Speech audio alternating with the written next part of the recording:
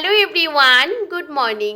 আশা করছি তোমরা যে যেখানে আছো প্রত্যেকেই খুব ভালো আছো আর সুস্থ আছো। আমার আজ আরও একটি নতুন ব্লগে তোমাদের সকলকে জানাই অনেক স্বাগতম। সকালবেলা ঘুম থেকে উঠে পড়েছি, সাথে আমার ছেলেও কিন্তু উঠে পড়েছে। তবে সকাল সকাল ঘুম থেকে উঠে কাজকর্ম আর ধরতে পারিনি। কি বলতো, ছেলে যেহেতু উঠে পড়েছে ও পেছন পেছন ঘুরঘুর করছিল। ওকে আগে ফ্রেশ করিয়ে দিয়েছি, তারপরে কাজে হাত লাগালাম। এখন ঘড়ির কাঁটাতে বাজে 6:45 মতন। ওই যে আজকে ছেলের স্কুল আছে, তো সেহেতু ও কিন্তু অনেকটা তাড়াতাড়ি উঠে পড়েছে। জানো তো, আজকে বেশ কয়েকটা দিন ধরে আমাদের এখানে মেঘলা মেঘলা ওয়েদার, তবে ভীষণ হাওয়া দিচ্ছে। তবে আজকের ওয়েদারটা ভীষণ ভালো মনে হচ্ছে, ঝলমলে রোদ উঠছে। মানে রোদ উঠলে বুঝতেই পারো ভীষণ গরম, তার মধ্যে কাজকর্মগুলো সকাল সকাল সেরে নিলে বেশ ভালো লাগে। আমার একার সংসার, যেদিকে যাই আমাকেই করতে হয়। তো ছেলেকে নিয়ে যাব স্কুলে, তার আগে ভাবলাম বাসি কাজগুলো সেরে নিই। ঘর দুয়ারগুলোকে ঝাড়টার দিয়ে এখন চলে এসেছি বাইরের জায়গাটা ঝাড় দিতে। আমার ছোট্ট ছোট্ট কয়েকটা জায়গা আছে যেগুলো আমি কিন্তু সবসময় পরিষ্কার করে ঝাড় দেওয়ার ভীষণ চেষ্টা করি। তবে সেরকম জায়গা নেই, তো এখানে কিন্তু কয়েকটা আমি বেগুন গাছ লাগিয়েছি। এগুলো আস্তে আস্তে অনেকটা বড় হয়ে গেছে, সাথে অনেক বেগুন হয়েছে। জায়গা যদি বেশি থাকতো তাহলে আরও ফাঁকা ফাঁকা করে লাগাতাম, তাহলে বেগুন আরও বেশি করে ধরতো। যাই হোক, জায়গা না থাকলে এরকম করে লাগাতে হয়। এই যে সামনের জায়গাটা ভীষণ জঙ্গল জঙ্গল হয়ে গেছে, সবটা কিন্তু বেগুন গাছ। আর এখন টুকটুক করে বাইরের জায়গাটা ঝাড় দিয়ে নিয়েছি। যেহেতু সকাল সকাল ছেলে উঠে পড়েছিল, তো সেহেতু ও আমার পেছন পেছন ঘুরঘুর করে। ওই যে গেটটা খুললেই ও কিন্তু বাইরে চলে যায়। তো ভাবলাম চলো তাড়াহুড়ো করে বাইরের জায়গাটা ঝাড় দিয়ে নিই। আর এখন যেহেতু ভীষণ পরিমাণে হাওয়া দেয়, আস্তে আস্তে কিন্তু হাওয়ার পরিমাণটা অনেকটাই বেড়ে যাবে। তখন জানো তো, ওই যে অনেকটা বার করে কিন্তু এই জায়গাগুলো ঝাড় দিতে হয়। আর সকাল সকাল কাজকর্মগুলো করে নিলে অনেকটা ভালো লাগে। আর দেখবে দুপুরবেলা বেশ গরম, আর সাথে কিন্তু ভীষণ রোদ্দুর উঠে, তখন মাথাটা কিন্তু একদমই স্থির থাকে না। বলতে পারো ছোট্ট একটা বাচ্চাকে নিয়ে সংসারের কাজগুলো করতে অনেকটাই কষ্ট হয়। আমার ছেলে কিন্তু ভীষণ দুষ্টু, একদমই কথা শুনে না জানো তো। বাড়িতে থাকলে শুধু ছোটাছুটি দৌড়াদৌড়ি করতে থাকে। আমি চেষ্টা করি ওকে স্কুলে দিয়ে এসে আমার কাজকর্মগুলো সময়ের মধ্যেই কমপ্লিট করে নিতে। তো সকালে কিছু ধোয়া ছিল, মানে কাঁচা ধোয়া ছিল, সেগুলো ধুয়ে দিয়েছিলাম আর সেগুলো বাইরে ছড়িয়ে দিয়েছি। আর এদিকে চলে এসেছি রান্নাঘরে। ছেলের জন্য করলাম ম্যাগি, কারণ ওই যে সকালবেলা ম্যাগি সেদ্ধটা খাওয়াতে বেশিক্ষণ সময় লাগে না, আর সেরকম ভারী খাবার দেওয়ার চেষ্টা করি না। আর ছেলের টিফিনে দিচ্ছিলাম ফল, লেবু আর আপেলটাই দিয়ে দিচ্ছিলাম, কারণ ও ফল খেতে ভীষণ পছন্দ করে। অন্য কোনো খাবার দিলে সে খাবারগুলো খেতে চায় না। তো দেখো, ছেলের খাবারটাও রেডি করে নিলাম, আর সাথে কিন্তু টিফিনটাও একদমই রেডি করে ব্যাগটা গুছিয়ে নিয়েছি। যদিও বা রাতের বেলা সমস্ত ব্যাগটা গুছিয়ে রাখি, সকালবেলা আবার চেক করতে হয়, কারণ আমার ছেলে ভীষণ দুষ্ট, তো সে কারণে সমস্ত কিছু বের করে রাখে। আর এই যে ছেলেকে এখন খাওয়াবো, তার আগে আমি উষ্ণ গরম জল আর সাথে কি বলতো, এখানে মুড়ি, তারপরে জিরে আর জোয়ান কিন্তু আমি একদম গুঁড়ো করে রেখে দিয়েছি। প্রত্যেকটা দিন সকালবেলা আমি কিন্তু 1 চামচ করে খাই, সাথে একটু জল গরম নিয়ে নিই আর কি। এটা খাওয়ার পর 2 ঘন্টা আমি কিছু খাই না। আর দেখবে সকালবেলা অনেক কাজকর্ম থাকে, আর সে কারণে কিন্তু আর আমার 2 ঘন্টা এমনিতেই চলে যায়। কারণ ছেলেকে যখন স্কুলে দিয়ে আসি, কখন ভাবি যে ওকে নিয়ে আসার পর আমার যাতে কোনো কাজকর্ম না থাকে, শুধু রান্নাটাই করি, বাদ বাকি কাজগুলো আমি কিন্তু ও আসার আগে আগেই কমপ্লিট করে নিই।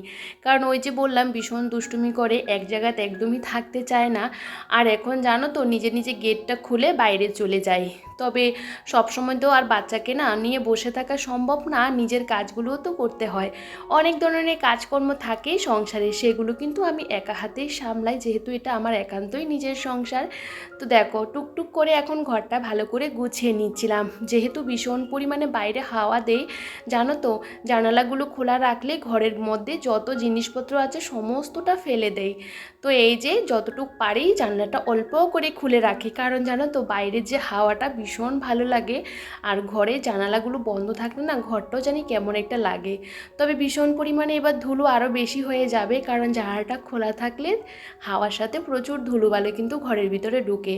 তো এখন এই ফ্রিজটাকে ভালো করে একটু মুছে নিচ্ছিলাম। অনেক দিন হয়ে গেছে ফ্রিজটা এমনিতে মোছা হয়, কিরকম কলিং দিয়ে আর মুছছিলাম না, কারণ কলিং দিয়ে কি বলতো যখন পরিষ্কার থাকে একটু মুছে নিলে হয়ে যায়, যখন দাগ ছোপ থাকে না তখন কলিং দিয়ে মুছতে হয়, না হলে ভালো লাগে না দেখতে।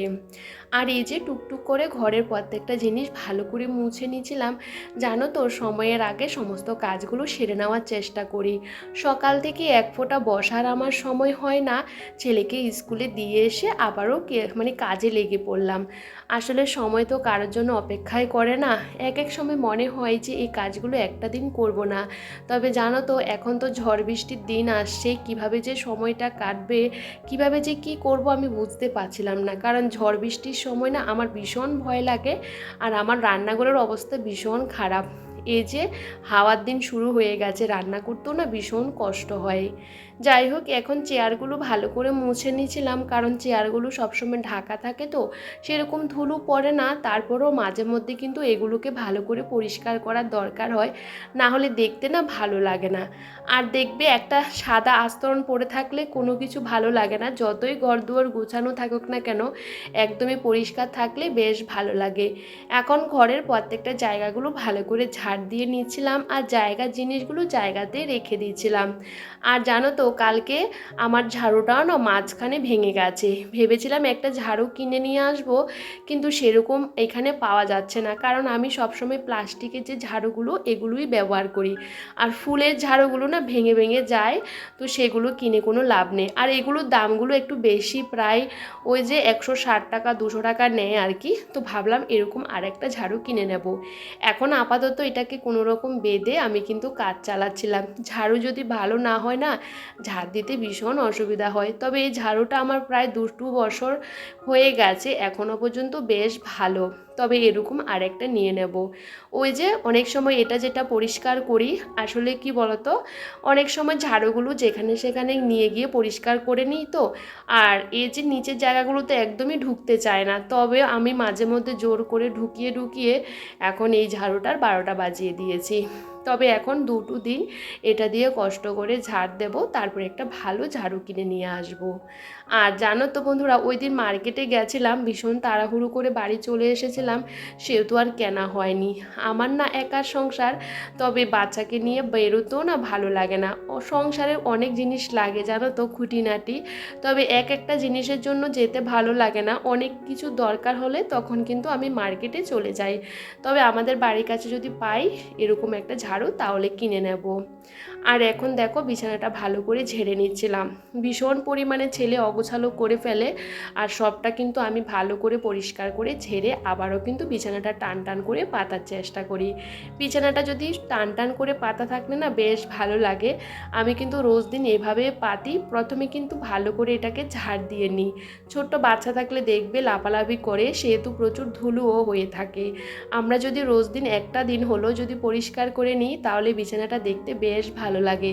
আর আজকে কিন্তু আমি ফাঁকাটাও পরিষ্কার করেছিলাম, আর ওয়ালগুলোও কিন্তু ভালো করে ঝেড়েছিলাম, সেটা তোমাদের সাথে শেয়ার করিনি। আমার ঘরে যেহেতু হোয়াইট কালার, তারপরে সাথে ফাঁকাগুলোও কিন্তু হোয়াইট কালার। এখন তো গরমকাল চলে এসেছে, ফাঁকার দরকার হয়, আর সে কারণে ফাঁকাগুলো কিন্তু আমি বেশিরভাগ সময় সপ্তাহে 2 থেকে 3 দিন কিন্তু পরিষ্কার করে নেওয়ার চেষ্টা করি। সেরকম নোংরা কিছুই হয় না, তারপরেও কিন্তু অল্প থাকলে পরিষ্কার করলে কি বলতো কোনো রকম পরিশ্রম হয় না। আমার যেহেতু প্রত্যেকটা দিন বিছানাটা নিচে ঝেড়ে টেড়ে পরিষ্কার করে পাতি, সেহেতু আমার পাকা পরিষ্কার করলেও না কোনো রকম অসুবিধা হয় না। আর জানো তো এমনিতে সমস্ত জায়গা পরিষ্কার থাকে, কিন্তু যখন চোখের সামনে দেখি এই যে ধুলো পড়ে থাকে তখন আর ভালো লাগে না, তো সেগুলো কিন্তু আমাকে মুছতেই হয়। তো যে জিনিসগুলো একদমই চোখের সামনে, একদমই সামনে জিনিসগুলো দেখবে না মুছলে ভালো লাগে না।